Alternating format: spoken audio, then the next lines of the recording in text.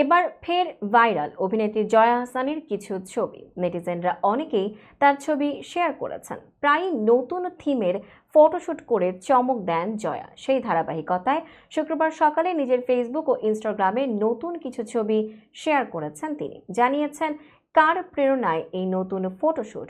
প্রখ্যাত ভারতীয় চিত্রকর রাজা রবি বর্মার শিল্পকর্মের প্রেরণায় এই নতুন ফটোশুটটি করেছেন জয়া আহসান।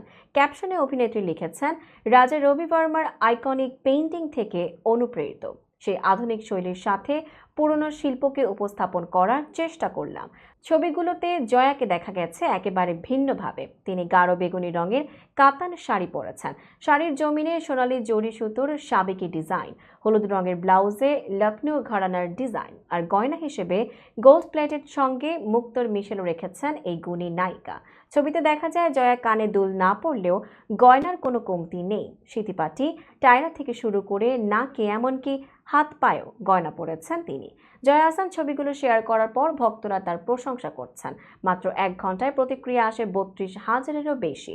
অনেকেই মন্তব্যের ঘরে নিজেদের ভালো লাগার কথা জানিয়েছেন। প্রায় 5,000 কমেন্ট রয়েছে পোস্টটিতে।